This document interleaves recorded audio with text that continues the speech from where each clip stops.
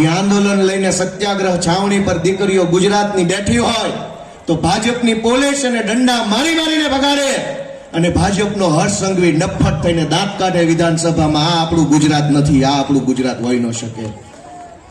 આ તો મહિલાઓની મર્યાદા જાળવવા વાળું ગુજરાત છે. આ તો મહિલાઓને આદર સન્માન આપવા વાળું ગુજરાત છે.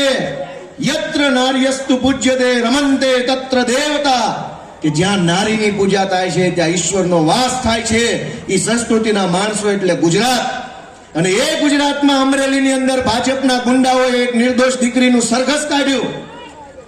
જાણે મોટા આતંકવાદીઓનું ગુંડાઓનું સરઘસ નીકળે એવી રીતે એક નિર્દોષ દીકરીનું સરઘસ કાઢવામાં આવ્યું અને ભાજપના હર્ષ સંઘવીએ વિધાનસભાની અંદર સરઘસ કઢાવનાર ભાજપના ધારાસભ્યને શાબાશી આપી કે બહુ સારું કામ કર્યું. ગુજરાત આ નથી, ગુજરાત આ હર્ષ સંઘવીનું ગુજરાત નથી, આ પાટીલ જેવાઓનું ગુજરાત નથી, આ ગાંધી, સરદાર કૃષ્ણકુમાર સિંહજી જેવા મહાપુરુષોનું ગુજરાત છે.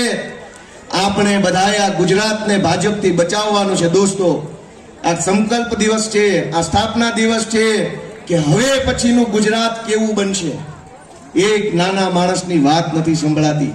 તમે વિચાર કરો કે જમીનનો પ્રશ્ન હોય કે પાણીનો પ્રશ્ન હોય કે આરોગ્યનો પ્રશ્ન હોય કે શિક્ષણનો પ્રશ્ન હોય કે વિધવા સહાયનો પ્રશ્ન હોય કે પોલીસ સ્ટેશનમાં FIR લખાવવાની હોય, ધક્કા ધક્કા ધક્કા ધક્કા ધક્કા. હું સાચું બોલ્યો કે ખોટું બોલ્યો? ધક્કા ખાધા વગર, અને ધક્કા ખાઈને કામ નથી થતું.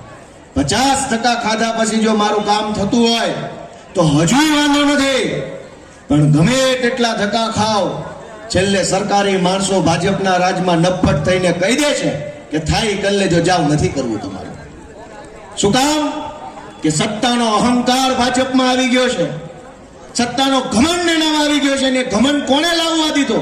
ક્યાંક આપણે બધાની થોડી થોડી ભૂલ છે. આપણે તે ટાણે કટાણે એને મત આપી આવ્યા છીએ. એ આપણી ભૂલ આપણે સ્વીકારવી પડશે કે ગુજરાત ભાજપે બરબાદ કર્યું છે, એમાં ક્યાંક આપણો ફાળો છે. ખાલી એક હાથે તાળી નથી પડી, પણ સંકલ્પ આજે એ લેવાનો